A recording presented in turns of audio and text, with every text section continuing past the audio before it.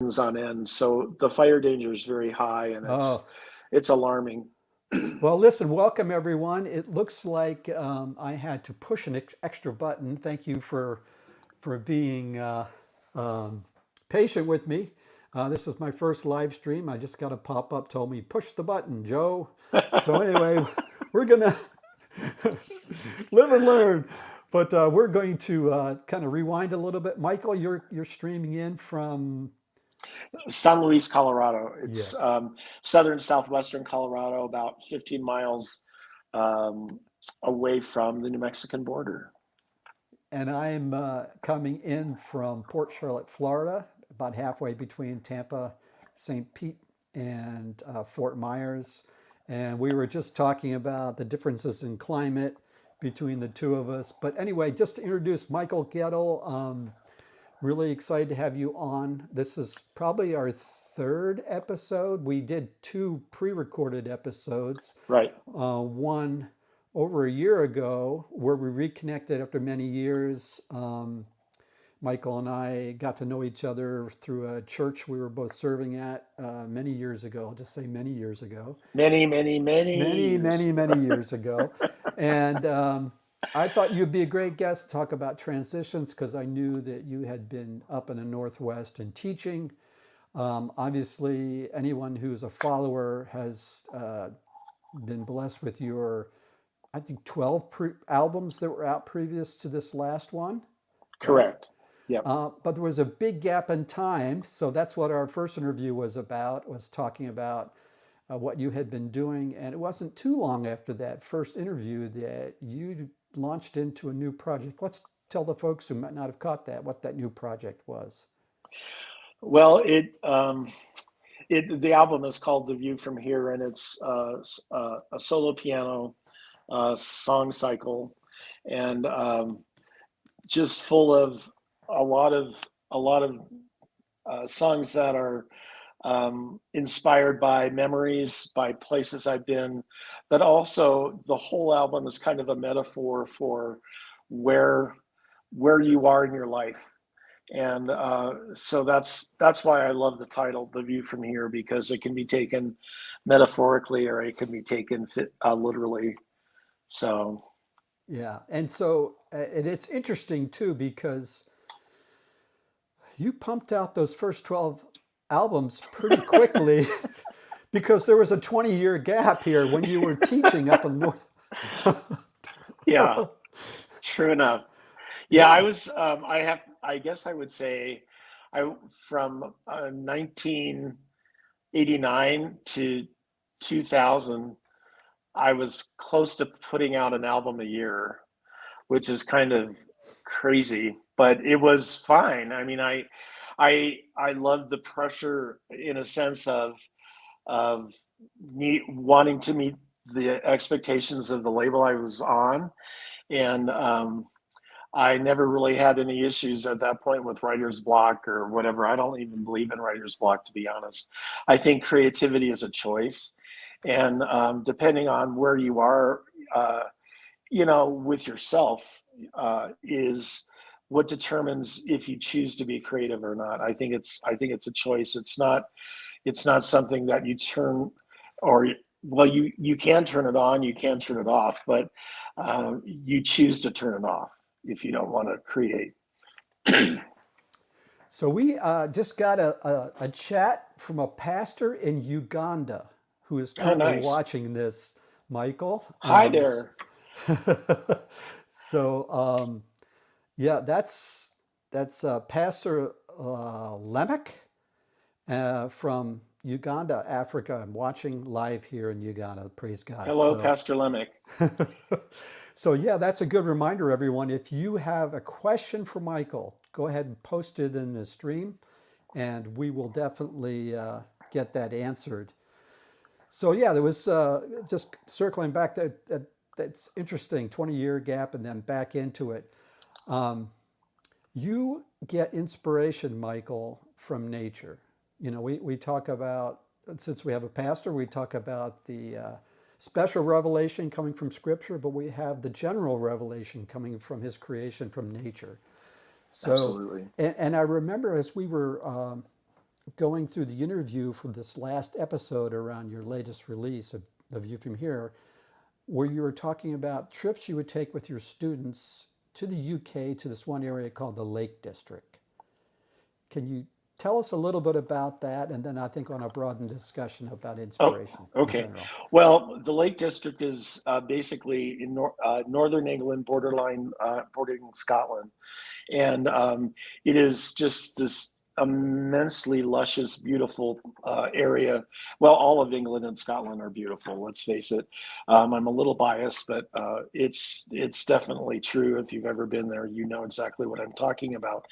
But uh, the Lake District just is magical in the sense that poets would many poets lived there, and they visited with William Wordsworth, who's one of my most favorite Victorian poets, and he just wrote these love poems to about nature very often, and he's got some very famous poems. One's called The Daffodils, for example, and you have to see it with your own eyes to be able to believe how incredible it really is. But it's inspirational in the sense that a place inspires me, but it has to be a moment in time where I'm looking at something and it's so stunning, whether it's the light on the land, whether it's this, how that stream is glowing with the last rays of sunlight, Mm-hmm. or a lake, or the peaks, the clouds that come in on the moors up there, and it's a moment like that where I find a title, and that's usually where all of my music starts, is with a title. That's awesome. And it was the Stepping Stones that I remember, right? What was the Yeah, name of that piece? And was that from what was the it's name of from The that piece? View From Here. Yeah, it's Yeah. on the new record. Which piece was that? Stepping Stones Underwater. Ah, Yeah. here it is. Let me play just a few seconds of that. All right. See if you can hear it. Let me know.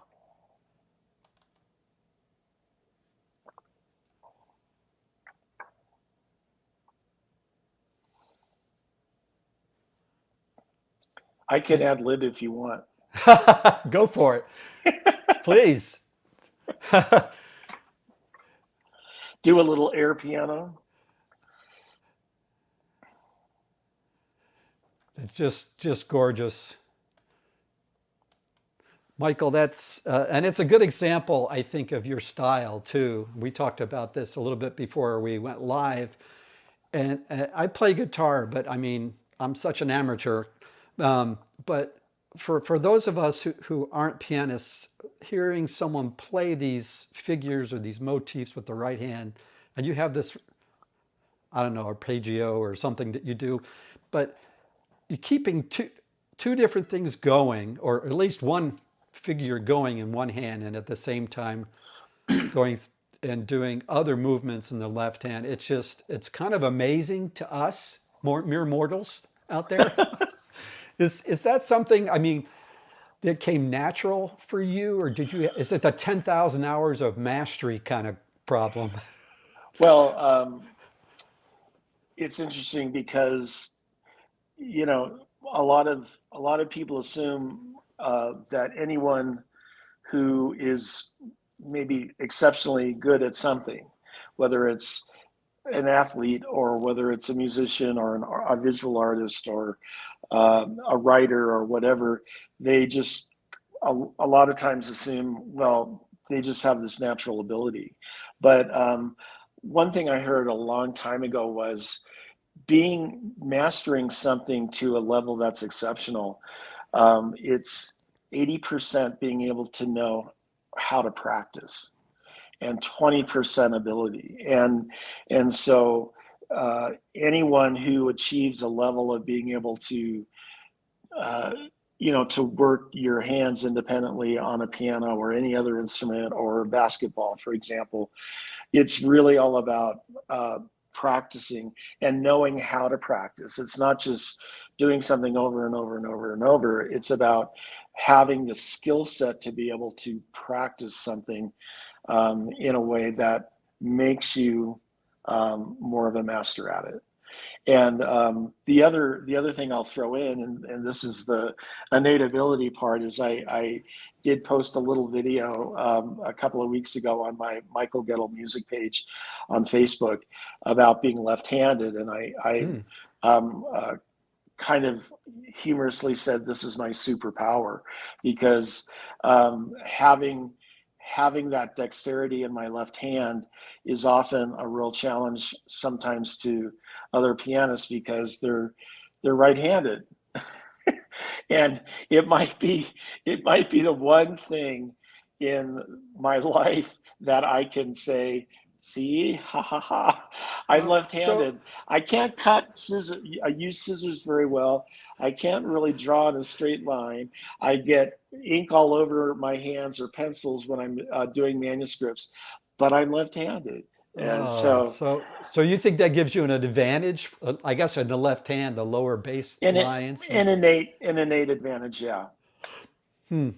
Here I was thinking about how difficult the right hand was. But it's Yeah. speaking about difficulty, you used a different process, and when you creatively composed music for this new album, and I have a little clip I'm going to play, and hopefully the sound will come through. I think it will. Let me play this clip. Hold on just a second. Here it is. There's no more growth if you stop learning. Whether it's your craft, like my composing or my piano playing, or whether it's anything in your life, if you stop being open to being learned and you start creating a fixed mindset, you are never going to grow any past that moment. And uh, that is one of the biggest lessons I could ever say to anyone. I would say that to a student. I would say that to anyone who would want any kind of advice from me. I would say always be a learner. So in that light, again, going back to the manuscripts, that's the first time I've ever done that. So that in itself stretched me. I thought, what am I doing? Because it took me, it really took me 8 hours probably every day for 2 weeks to physically capture what I was doing. And I just thought at any point during that process, I just thought, I don't know if I'm going to be able to pull this off. And, and then when I got done, I looked at everything I did and I said, I don't think I can play this. So that in its that in Oh, I itself love is it. that in itself is stretching me. And then of course I spent the next 6 months trying to play what I had written. And and there's so many technical things that I have never taken those kinds of risks in a solo piano album to do. Just the virtuosity that some of these pieces have, and how hard it is to really, I guess, express the highs and the lows, and just to be careful with your performances. Um, Really, really challenging. Some of these takes, my poor engineer, he's like, okay, 43, take 43. So, but that didn't happen too often.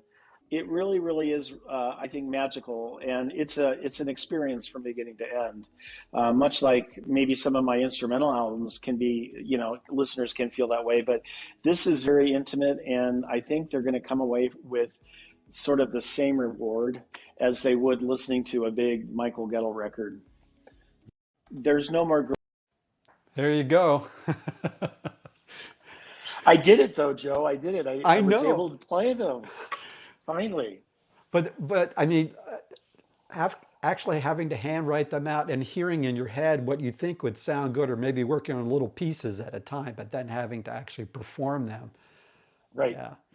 And so, so even with that many years experience, maybe you can get your toes over the end of the board a little bit, to use the surfing analogy. Good analogy. But it is a Yeah. stretching process, and that's part of growth. Is that's kind of the point you were making? Absolutely true. Yeah. And I know the next release is going to be a very, very different kind of experience, but I will still be writing out manuscripts.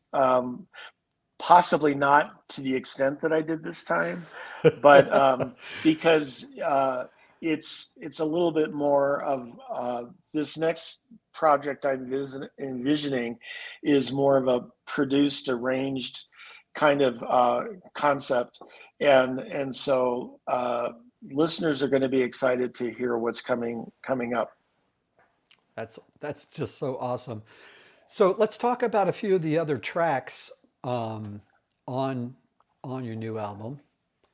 Um, so there was one that you posted something on recently called the Van Gogh Van Gogh Sky. Sky. Uh-huh. What's the Yeah. background on that particular one? Well, I have to go back to the clip you just played because um, Go ahead. that's one of the pieces that I really, when I was writing it out, I the song essentially wrote itself, and I to be I guess fair to the piece, you have to go where the piece wants to go, Mm. and sad sad for the pianist to say that the piece really wanted to go in these keys that are just not A all lot of that sharps, easy. A lot of a flats, lot of flats. actually. Oh, It's the transition section in the middle is just crazy. I and writing it out was such a challenge because see if I can get this straight. It starts off in F, then it goes to A flat, then it goes to D flat, and then for for whatever reason it wanted to go to C flat, which is essentially, people argue it's not even a key. It in harmonically it would be B major, but as a composition major, I was always told you can't combine flats and sharps and whatnot. Now people do anything and it's all fine. But I'm an old school composer. So here I am writing out flats. And then, of course, the challenge to play, to get your head in the mindset of, okay, I'm transferring or planing from all these different keys, and to end up in the key of C flat was just super, super challenging. And but it's arguably one of my favorite pieces on the album, and it's hard to explain how beautiful our skies are here because mm. San Luis is located at the foot of a mountain range called the Sangre de Cristos, and we have 14ers, and they're just magnificent, and lots of just uh, Montana is called Big Sky Country, but I would argue that the San Luis Valley is just as equally big sky because you see nothing obstructs your view of the sky. And so, my wife Elizabeth and I sit in our living room, and we have a lovely picture window looking out to the mountains. And every single night, it's a firework display. And so that's largely where Van Gogh Sky came from. Mm. Mm. Yeah. Well, it's interesting because there's a huge exhibit going. I shouldn't say huge. There's this really cutting edge type exhibit Right. that's Immersive going Van around the Gogh. country. Yeah, yeah.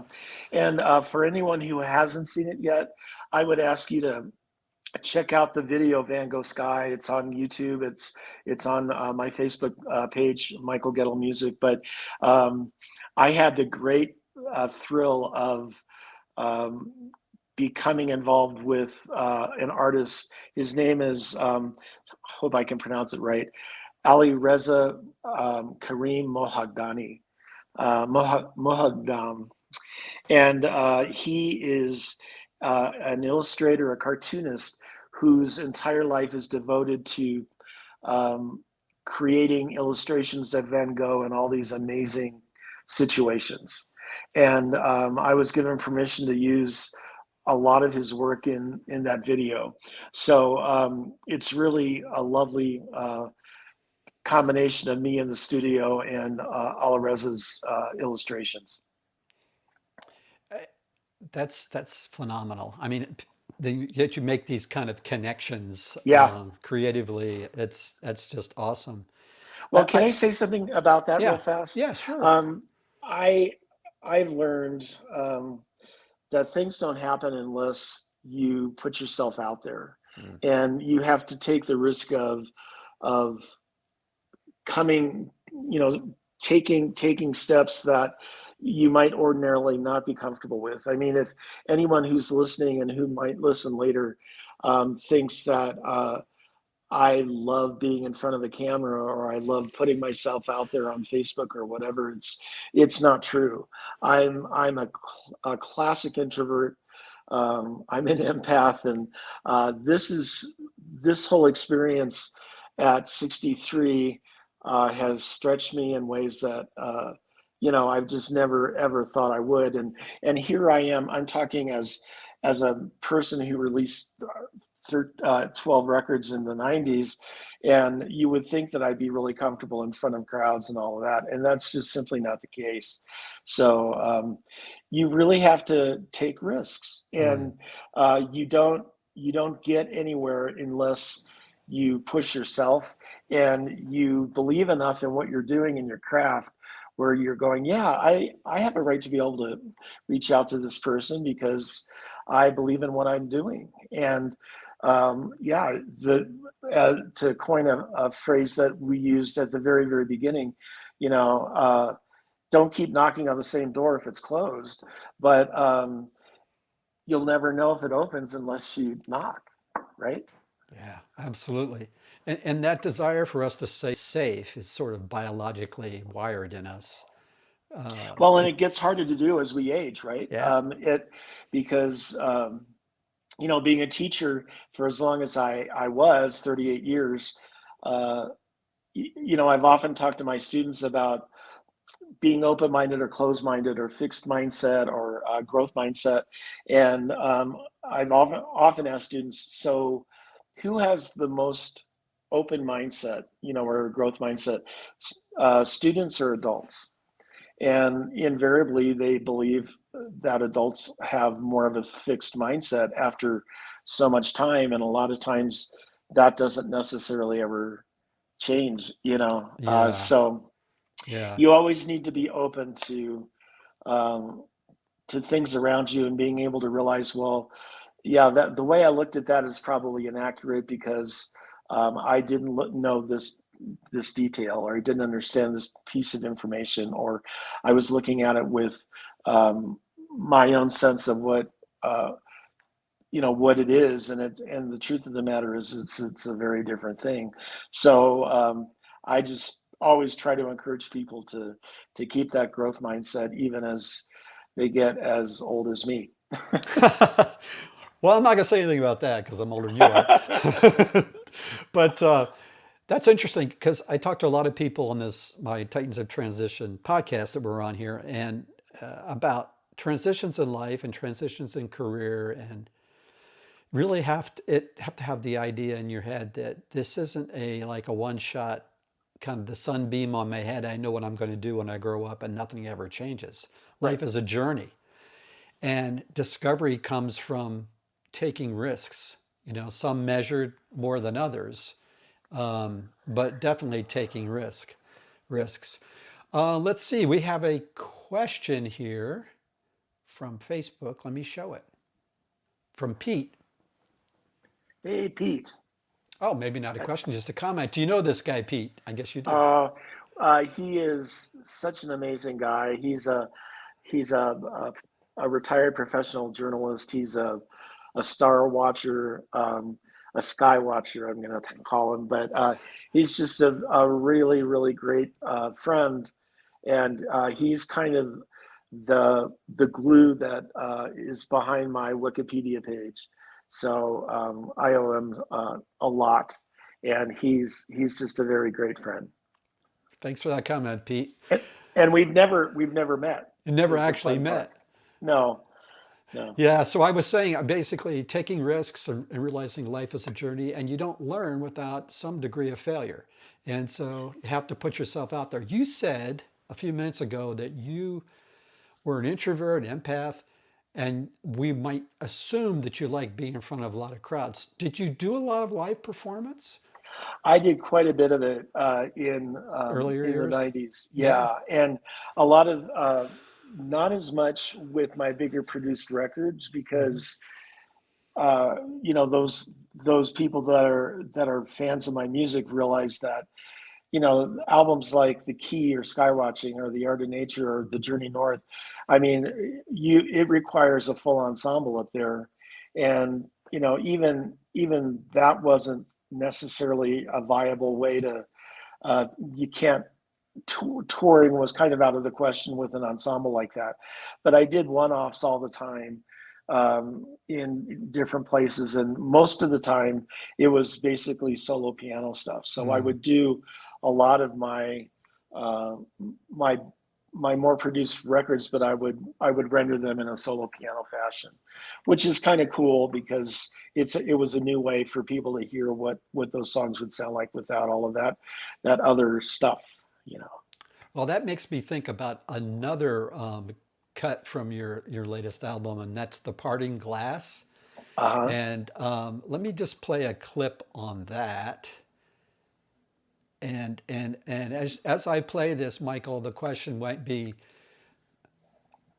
how did you make a connection to this song? Because you have all these songs around nature, but then there's this the as you describe in this cut, where this song originally came from.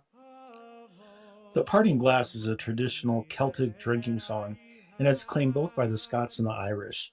It did fall out of favor in Scotland a bit after Robert Burns wrote the poem Old Lang Syne, and that kind of rose to prominence around, especially around New Year's. And this was also the time that The Parting Glass was often sung. It's been covered by scores of vocalists, but not so many instrumentalists. So, with it being my favorite Celtic song, I wanted to cover it for the album. And I approached it in a traditional way in terms of quoting the melody, but then I kind of take it in a different direction in the B section, and it comes back around to finally finish in a more traditional setting. I hope you enjoy it. The name. So that's kind of an interesting background to that one. It's a drinking song, Michael. It's a drinking What song. gives here? You been hanging out in pubs or something? Once in a blue moon, yeah. Pubs are pretty fun in Scotland. They're they're just really gathering places for people to connect and chat, and so it's quite the experience when you're over there. And I worked for an Irish company for about 3 years back in the day, and it was a huge cultural awakening for me to see that experience. People go to the pub, and we here you think about going to the bar, but going to the pub was a family thing, and everyone would sing and dance, and Yeah. I mean, it didn't matter if you were talented or not. Um, Being loud was also a very valuable skill. Yes, for sure. And what do we have over here is we have karaoke nights. Yes, I guess that's probably one of So the close yeah, parallels there. probably there. But it initially it might seem like why is this song on the album? But the kind of the backstory to that is, uh, I found out. I mean, I've always known I'm Scottish. I've never known exactly how much of my genetics are Scottish, but I did the ancestry thing, and I'm definitely a mutt, but I'm half Scottish and half English. So that island is kind of where everything happened, started for me. But the the interesting thing is my 2000 year 2000 release, The Journey North, was really an homage to my kind of my Celtic roots. And there was a song that I buried at the very, very end of the album, and to this day, I still have people getting in touch with me, going, "I never knew this song was on there, and it's amazing." And essentially, it was a cover of "She Moved Through the Fair," which is one of my most favorite Irish songs. And I had my great friend at the time, Rita Springer, sing it, and it was a one-off for sure, but it was such a poignant way to end that record. And so I've always loved the Parting Glass in the same vein as She Moved Through the Fair, and that's why I just said I have to do a cover of this, because it's such a beautiful melody, and I don't think anyone's really ever rendered it quite the way that I did. So the other thing is it just ended up, I mean, it was the first single for the record, but I never really intentionally wanted it to be that way. But because the album was released in February, and we were going to have two singles drop before the release of the album, it just made sense to, since it's a holiday song, essentially, it made sense to release it in December. And it's a good thing I did, because it was definitely very, very popular and well streamed. Yeah, it's interesting. I mean, you just mentioned at the very end there that kind of the way we release things these days. So I think we had a conversation around how much the music industry has changed, and Oh how yeah. And a lot of musicians are online. They have their own stream. In fact, there are some musicians that they actually, that's their primary way of producing and getting their work out there today, is they're Right. following on different platforms. So I imagine that in this particular case, you went back to the same studio in the Northwest to record. Versus Right. some people do this in their home studios or Right. smaller studios. Tell us a little bit about that studio. I thought that was really interesting, the history of Uh, it. oh, it is. It's an amazing place, not just because who runs it, Bobby Lang, but his vision for creating a campus that basically you can do just about anything and everything in, is I mean, he really is a visionary. And most of my albums in the '90s were recorded there, and it's gone through such a metamorphosis, because it was a tiny hole in the wall, essentially, during sky watching. And by the time, in 30 years of time, he has a sound stage that can fit an orchestra. He's got everything. And it's there's just a vibe there that, to me, really, it immediately makes me feel comfortable. I feel like it's a second home in lots Hmm. of ways. I feel part of the family there. And I honestly don't think I will ever record anywhere else if I can help it. And all that to say, as well, as I'm not someone who has invested in gear over time. Right. I have my wife and I have two grand pianos in our living room, and that's my sound stage right there. I have no microphones. I have no keyboards. I don't work with a computer to make my music or anything. And I'm not saying any of that is bad. Sure. It's just, for me, that's the way I roll. And I've been working with a brilliant artist, Michael Whalen, for the last 3 months, who is an amazing synthesist and pianist, as well as a music industry guru. And he has a setup that I just drop my jaw when I see him in a studio at home. It's like every bell and whistle, and all Right. of that. And that's the way he rolls. And he brings out incredible stuff. And I love ambient music. But for me, I like to take myself out of my living space and go to a different location to create Hmm. the recording. There's Hmm. just something exciting about that. And a very So, inspirational place. And you mentioned to me, wasn't aware of it, but you said that a lot of sort of top bands recorded in that studio up there. oh yeah, yeah. Nirvana Everyone and from all the, Heart and yeah, yeah.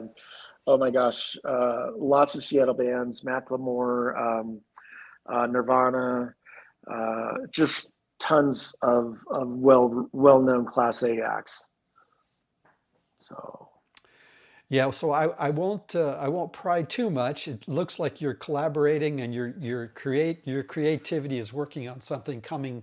You sort of hinted at, so we'll stay tuned on that one. I know things have to go into the oven and cook for a while, so absolutely.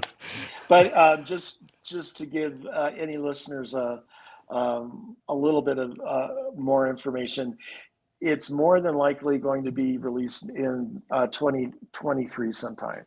mm, okay, So that's great. there you go. What's the I Fingers mean, crossed. so in terms of the way people consume music these days, obviously they can get you on Spotify, they can order your music on Amazon. I mean, all over the place. I mean, I actually purchased an actual physical CD of yours. Thank you very much.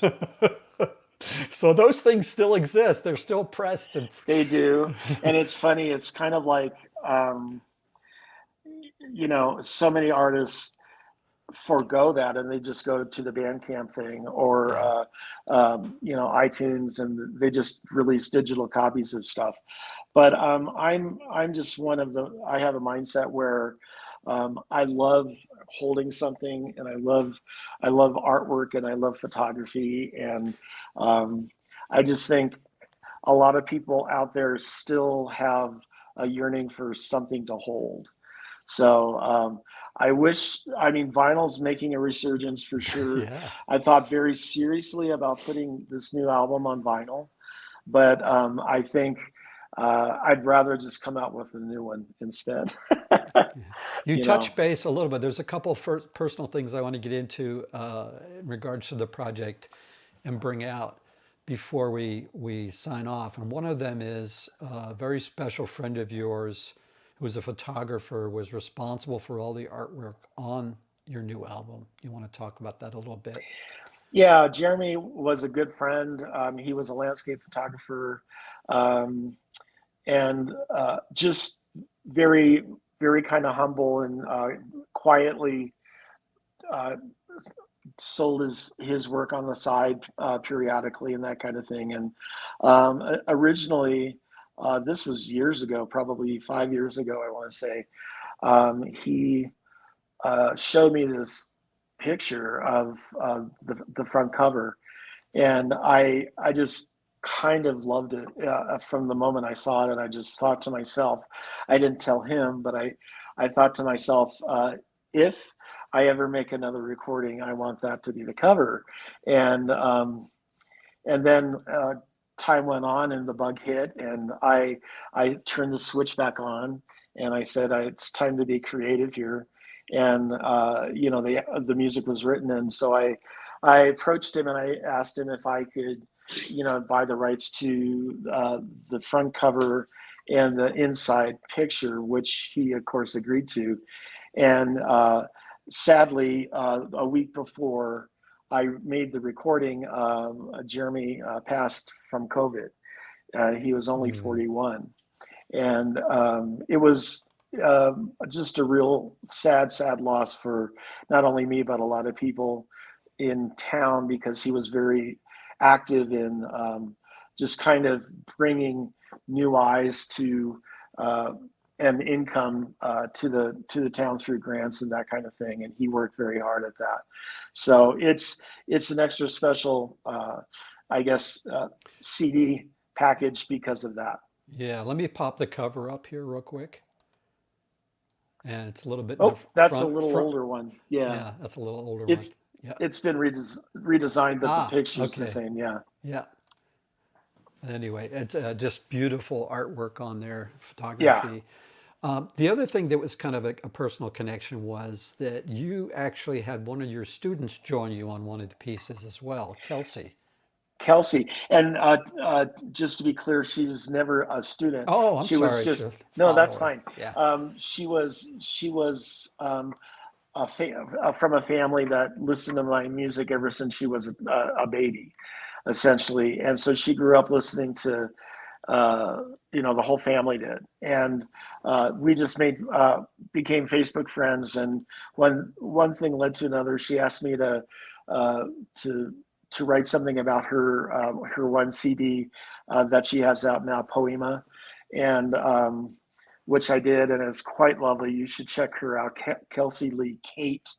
But yeah, we just kind of, I knew intuitively that she was someone that I wanted to give an opportunity to share that song space with her, in a hope to maybe bring more attention to what she does. But she was the perfect person to play that melody on the song Rise, which is in the middle of the album. I think it's number 5. But Mm. it was just a fun day, because we had never met in person either. And so you have to be pretty sure of yourself to go out on a limb like that. And I definitely was, and I was certainly not sorry. It was a wonderful, wonderful experience for both of us. And you did make one reference to your sound engineer, Frank, Oh yeah, or is it? Frank Bree is an amazing friend. He's done uh, every album that I did at Bobby's. We just reconnected again around this album, and I was just up in at his house in March, producing Elizabeth, my wife's new album, which is coming out in July. It's called Southwest Stories, and it is brilliant. It's so beautiful. So that's something that's going to be on the horizon for That's anyone awesome. who enjoys what I do or what Elizabeth does. And she had a solo album out previously. What was it? One Piano, is that right? One Piano is an album we both did together, and it's kind of like a he said, she said sort of arrangement of, um, I play a tune, she plays a tune, kind of a thing. And I love the concept of it being two people and one piano, Mm. and so it was just kind of, and the fact that we're married is That is helps. perfect. Yeah, And you're right. still So married. yeah, exactly. So that's a lovely record, and I'd really encourage anyone to kind of check that one out too. Well, Michael, we had several on. It was great. We saw some questions. I know a lot of people will enjoy the replay, but as we wind up, one thing I just want to kind of bring out is that I still don't really understand how musicians make money anymore. It, it used to be you would sign with a label, and if you were really successful, one of the very few that to hit it big, you could actually make a lot of money. But it seems like the musicians I follow online, that is a pretty difficult living. Most musicians these days are doing multiple different things. They're teaching, they're Absolutely. doing live tours, they're doing their own. I mean, how do people support you Well, uh, that's a great and question. your I mean, projects? yeah, Follow you, I guess, but still, I mean, well, for me, the gratification is just that I think I'm impacting people's lives, oh, and that's great. of course, it's always nice to make a profit somewhere along the line, but that being said, as in my earlier career, I taught, and I had Mm, to teach. I couldn't subsist on, what I was making, even on a record label like Narada. And that's no different really now. The good part is I'm retired. I have more time to promote and work. But the best way people can help any kind of musician like me or anyone is, uh, you know, buy their music. Don't just stream it. Buy the whole album. Don't just download one song for 129. Buy a physical copy. Write to me and ask. I'll send you one. I'll be happy to if you don't want to go through Amazon. But those are tangible ways that you can really support artists. The whole idea of patrons back in the day. Hmm. I would love for that to happen now, but that's hard to come by, Yeah, and so I just think people need to, when they hear something that they love, they need to realize that a lot of time and effort and money went into giving those ears, your ears, a chance to hear that and enjoy it. So at the end of the day, there there could be a price on that sure. that would be noble, but right now it's just we're not in that time, you Yeah. know. So I guess at very least, buy the stuff you're listening to, Right. because you can always find things on YouTube and other sources. And if you enjoy anything from an artist, from you, Michael, in particular, share it with your friends and family. Get the Absolutely. word out, because the more traffic, it really does help underwrite future projects and future work. Absolutely. Yeah. Yeah, and I will say too is like I think a lot of people have an opinion if they look at, say they go to my Spotify page and they look at streams and they go, oh, wow, that's doing really well. And da da da da da. The chance of me seeing a dime from, Yeah. 200, 300,000 streams is like, it Very just low. takes forever. Yeah. And the people that are getting the most out of Spotify are the ones that are already selling hundreds of millions of streams or billions of streams. And the algorithms in Spotify basically ensure that those are the people at the top that get paid. And, the people that are in a very small niche like I am, we just don't see that kind of payout. Michael, I'm so glad you came on. I'm going to invite Laura to join us. He's our producer in the back to try to keep things straight. Hey, Laura. Hi. My daughter Laura It's Eschbach, me. coming in from Tennessee. I am in Edisto Island, South Carolina Oh, you currently, moved. but That's right. You're on I'm on vacay. vacation. Yeah. But yes, I Close live to the beach. in East Tennessee. Yes. Yeah. That's So yeah, Nice. awesome. thank you, Michael. It's been such Oh, a for pleasure to sure. listen. And my dad sent us a physical copy of your CD, and so it Oh, lives in my nice. car because that's where I have a CD Awesome. player. Thank you. But it's wonderful to listen to when we're driving Oh, around thank you very much. back I roads and appreciate stuff. that. So Yeah. yeah. Sweet. And if you're in Johnson City, Tennessee, there will be a new storefront opening up, right, Laura? You and Brad opening up. Yes, we will be opening a general store in East Tennessee in our downtown called The Generalist. So you can go to our website, thegeneralist.store. It is a full website. And more changes will be coming soon. But yeah, we're opening at the beginning of June, and maybe we can sell some CDs for you, Michael. Absolutely. That'd be great. Look, can Yeah. sign some. Great. Awesome. Oh, yeah. Thank you, Laura. Yeah, wonderful to be here with you all, and looking forward to more of this soon. Awesome. And so just to close things out, Michael, you are a Titan. Where is it? There it is. Moving I have over one there. in the kitchen. All Yeah, right, guys. Thanks so much. Every day. Take care. Thanks everyone for joining us. Really appreciate it. Bye-bye. Bye-bye. Bye.